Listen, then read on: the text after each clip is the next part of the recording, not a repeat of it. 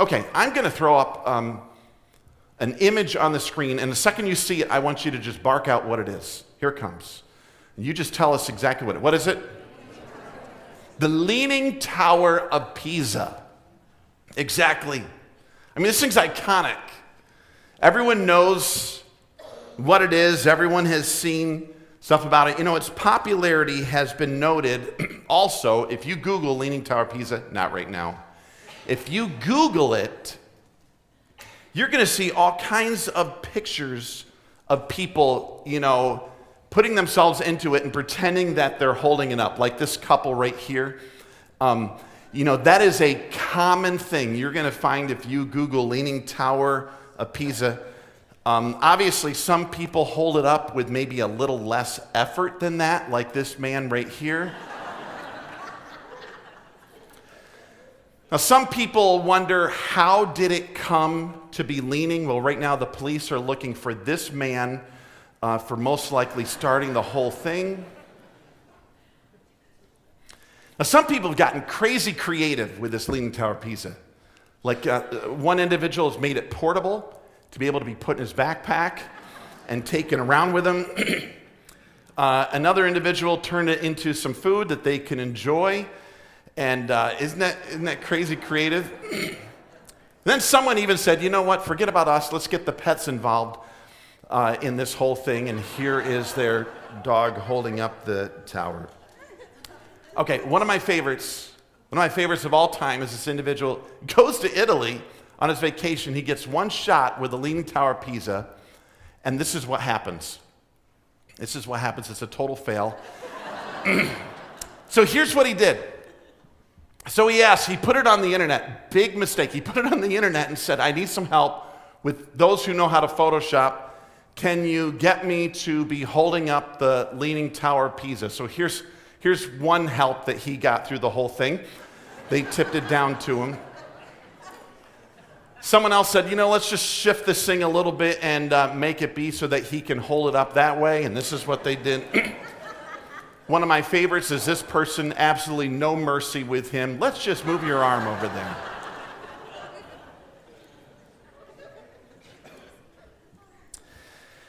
You know, many already know the Leaning Tower of Pisa isn't named the Leaning Tower of Pisa. It's just the Tower of Pisa. This thing was started in construction about 850 years ago. And it took 199 years to build the Tower of Pisa. And in construction, they never realized what would happen. I want you to know, it's leaning not because of anything from the surface up. It's leaning because of what you can't see, what's under the surface. Everything hidden from view is completely responsible for the reason why that thing has started to shift. Right now it leans at a 4-degree lean. It was all the way up to 5.5% degree lean. And they've been doing some mediation work here and moving it back, and they've gotten it to 4% and they're leaving it there. But it's a help for us to realize, because oftentimes in our day of superficiality, everyone looks at the structure. What an amazing structure. When they look at the bell tower there of Pisa, the Leaning Tower of Pisa, what an amazing structure. But you realize it is what is underneath the surface that really counts, that really determines the solidity of our lives, the strength of our future. If we fade, if we tilt, if we stand firm. And this is the whole account that we're going to be reading today from Matthew chapter 7. This is a different Easter message than what I've ever done. This is my 30th Easter message. So I'm taking us on a mini detour, and here today we're going to be talking about the other rock of Easter. And we celebrate today a movable stone that has shifted, and Jesus Christ was risen. But I also want to turn our attention to another stone, a rock that does not shift. And the reality of this is while we celebrate a movable stone in front of the tomb, a steady life is based upon the immovable rock that's to be our foundation for living.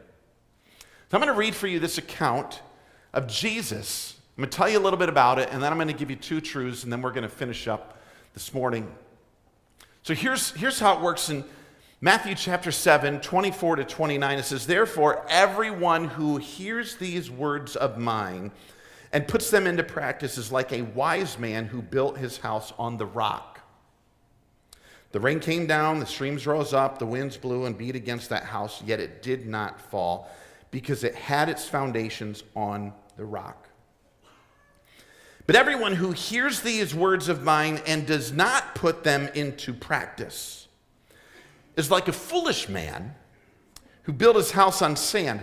The rain came down, the streams rose, the winds blew and beat against that house, and it fell with a great crash." When Jesus had finished saying these things, the crowds were amazed at his teaching, because he taught as one who had authority and not as teachers of the law. Here's where this text came from and where it's going. So Jesus just finished up preaching his longest message in writing, the Sermon on the Mount. And this sermon is broken into 5 sections that correspond with the 5 books of the law.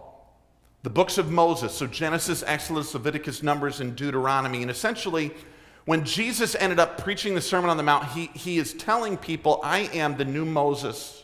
I'm bringing the new law for a new kingdom, for your new life. This is something superior to the past. And as he expresses these truths, he ends up actually breaking these sections up with words like this. You have heard it was said the old way, but I tell you, this is Jesus, here's the new way. And he goes through this teaching throughout this whole Sermon on the Mount over these 3 chapters.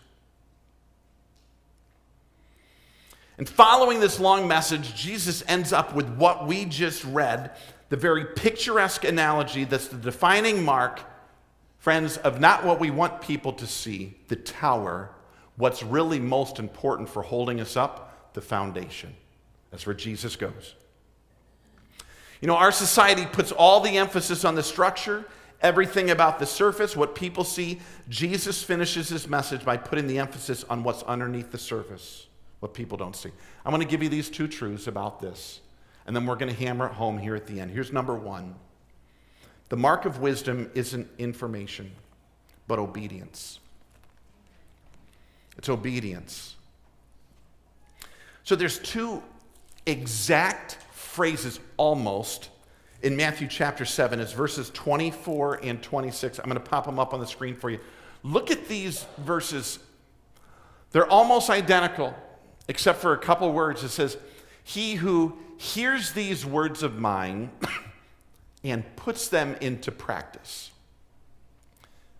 That's the wise person. And then he mentions the foolish one. He who hears these words of mine and doesn't put them into practice. So Jesus finishes this with the ultimate reality check.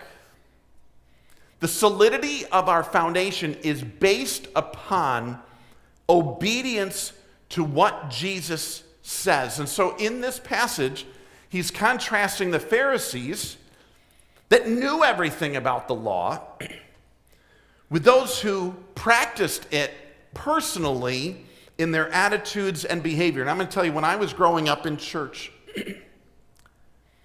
I got stickers, I got candy, I got all of these things. If you're in attendance today, sticker. You learned the lesson today, sticker. You said the verse today, candy. You brought a friend today, extra candy. There's all these motivations for all these things you do. And I'm going to tell you, being in attendance is good. Learning the lesson is good. Bringing a friend is good. Knowing the verse is good. But you know, the more knowledge, the more recognition I got for all of these things that I was doing, really, there wasn't a sticker for obedience. You know that?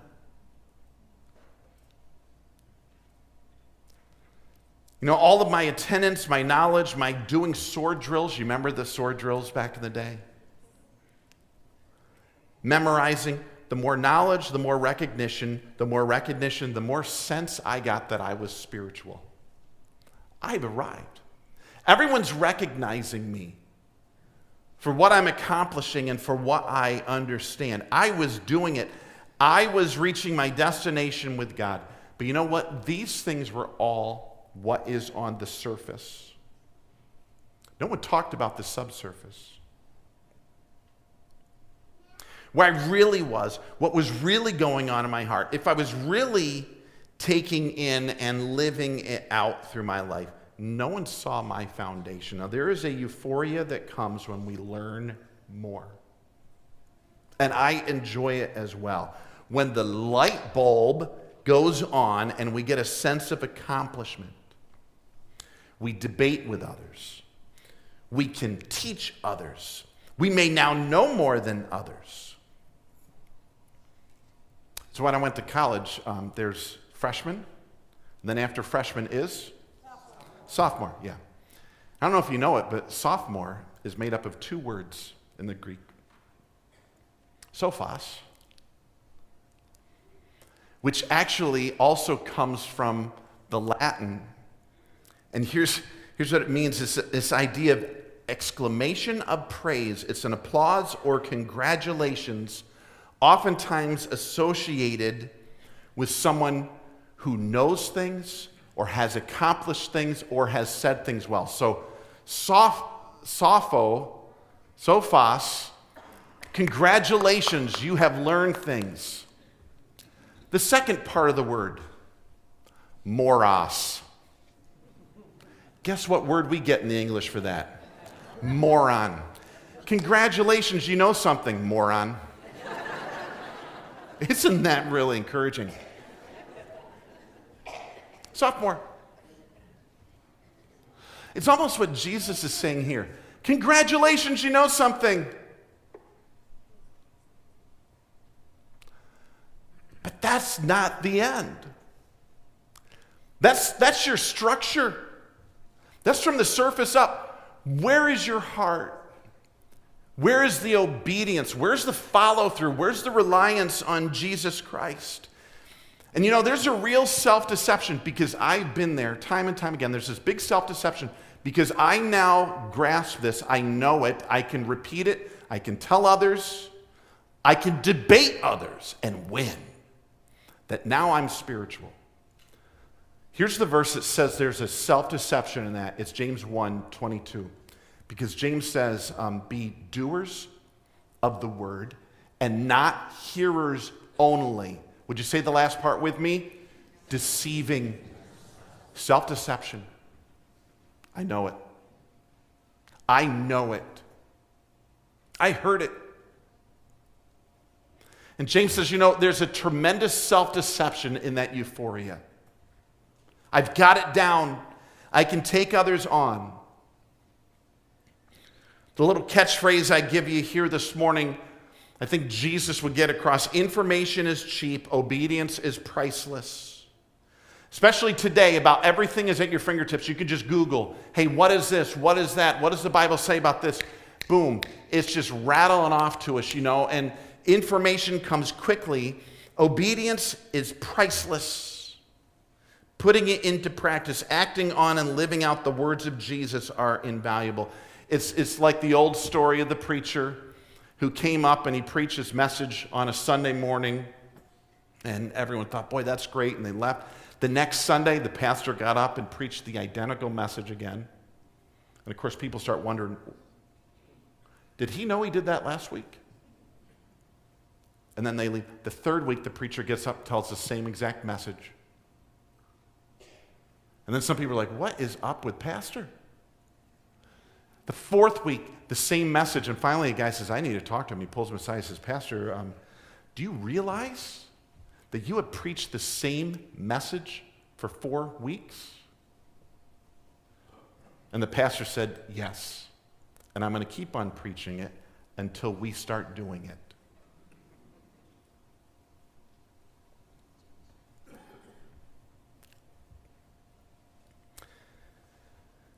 The mark of wisdom is not information. It's not if you win the debate. It's not even if you can teach others. The mark of wisdom is obedience. Obedience. I need to go to the next one. I love this one. Jesus isn't protection from the storm. He's protection in the storm. He's protection in the storm. Here's the two other. This is a repeated phrase. Now, this is identical for both guys. It says, the rains came down. Some of you are imagining the song that you sang many years ago in your kids' class. The rains came down, the streams rose, and the winds blew and beat against that house. Now, I'm going to tell you, that's the same exact storm for the wise man, the same exact storm for the foolish man. Now, I've heard people say, hey, if you become a Christian, easy street, bro. All of your problems. No, I'm going to say all your problems, boom. If someone says you become a Christian, all your problems are gone.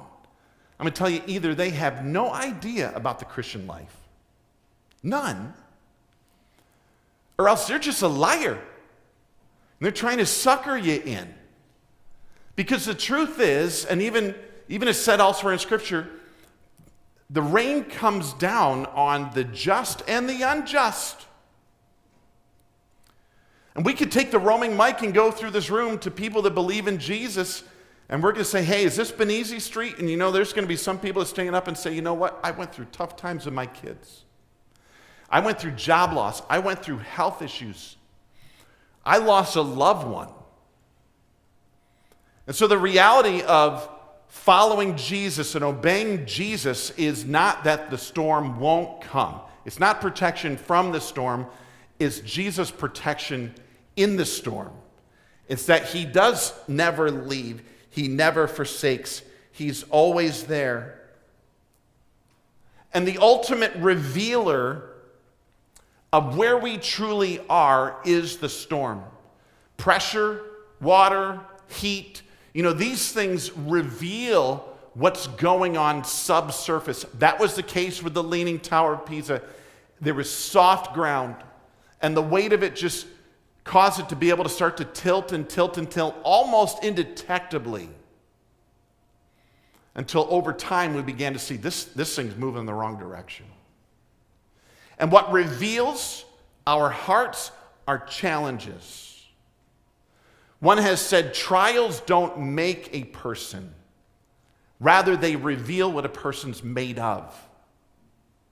And so here the rain comes down, the storms come up, the floods come, and it says, boom, one house comes crashing down and the other one stands firm. And the whole thing of when the storm came, it revealed the foundation. It didn't reveal anything about the superstructure.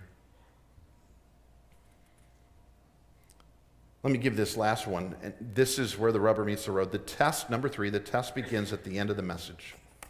My message is about to end, and the test will begin. Here's what Jesus said. This is what was said by Matthew regarding what Jesus had experienced with the people. When Jesus had finished saying these things, the crowds were amazed at his teaching. Wow! Because he taught as one who had authority and not as their teachers of the law. So what a way to end his message. I mean, Jesus just does this mic drop. If you're looking at it, here's basically how it went. Jesus finishes and he says, you know what? Everyone who hears these words of mine and does not put them into practice is like the foolish man who built his house on the sand. The rain came down, the streams rose, the winds blew and beat against the house, and it fell with a great crash.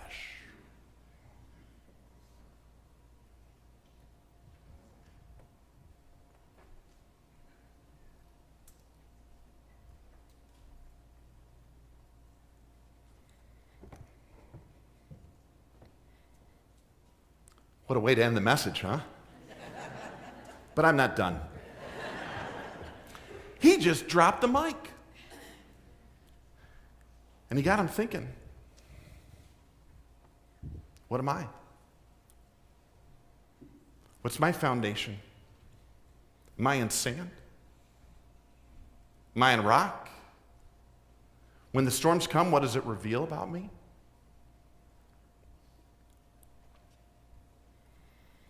Jesus just leveled it and he says, you know what? Forget what you can see, what's going on under the surface. What happens, friends? What happens this morning when we leave this building? What happens when you get in the car with your children? Huh? What happens when you disagree with your spouse? When people say or do things against you? All this stuff is in the Sermon on the Mount. What happens when you're anxious about your life events and things are going awry? That's when we know. With the rain, the floods, the wind, that's when we know what our foundation is. So Jesus finishes the message, and it's interesting how Matthew narrates it. He says the crowds were amazed. Great message, Jesus. Loved it.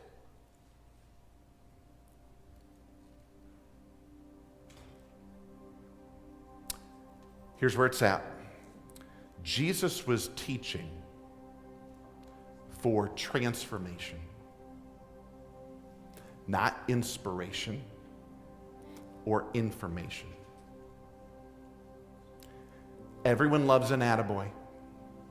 You know, after the sermon, everyone loves a pat on the back. Great message, Pastor. Yes, loved it. Inspiration. I learned something today, Pastor. Great. Information. But you know what? Jesus wasn't preaching for either of those. And neither am I. It's for transformation. He wanted to see people's lives changed. He wanted to be able to see them stand when the storms come. He wanted to see them put their feet on the rock and not just have a nice surface where it all comes crashing down when life happens. That's what Jesus wanted to see. That's what we want to see. So let me ask you, what's your foundation look like? Is it all about the structure for us? Is it all about what people see? I'm smart. I know it. I can reverb this back to others. Is it about the tower or is it about the foundation for you? So to be just like Jesus, I want to be able to echo this today. We believe in the stone that was rolled, but do we live on the rock? Think about it. Another way to put it, Jesus is alive, but what about you? Where are we at? And I'm going to give you two things for us to think about today. And the real test of today is not in us saying, great message, or I learned something. It's today changed me. Number one, Jesus wants us all to walk out of here today, not just having heard from baptisms, and from the scripture reading, and from my message about his death for us, but he wants us to rely in it for salvation. Like he wants us to personally say, enough of me thinking I can earn God's favor and get into heaven on my own, like with my piddly good works. I believe Jesus, he died for me. He took God's punishment. He bore God's wrath for my sin. I believe it 100% in God. I accept Jesus today as my rescuer, as my forgiver, as my leader. I give my life to him. Friends, that is the rock. Give your life to Jesus today. And if you've never done it, today's the day. Now is the time. Don't put it off. You're on sand, and this baby's coming down in the end. Give your life to Jesus. Here's number 2. Jesus wants us to walk out of here today thinking about an area of obedience in our lives that we need to surrender to Jesus Christ and start to solidify that foundation. We all have them. I'm just being honest about it.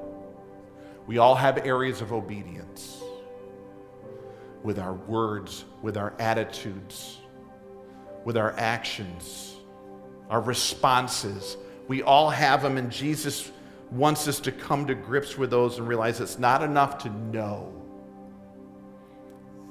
We need to live it, follow through. We can't do it on our own. That's why he rose.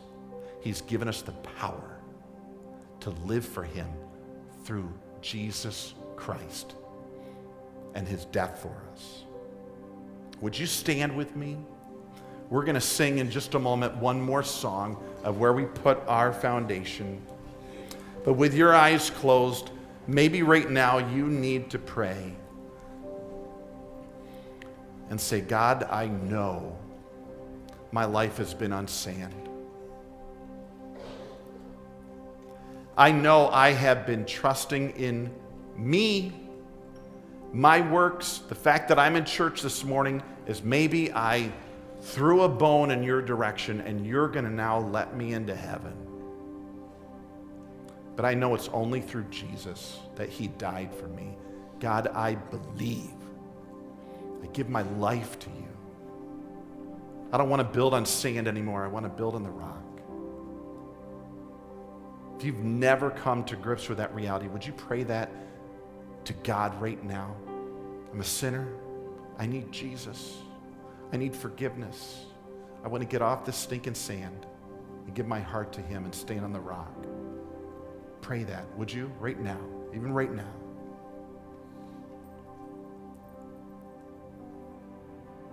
And others, don't fall into self-deception. I know it. I know this. I know that passage. I know this story. Nice. We're deceived if we don't do it. That's where the rubber meets the road. Pick out an area of obedience. Surrender it to God right now. Right now. Your attitude with your spouse, with your kids, at work, with your enemy, whatever it is, put it out there. Surrender it to him.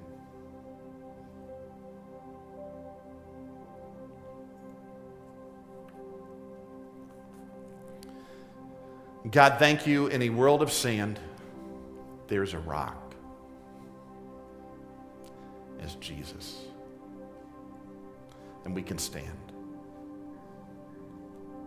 Amen? Yeah.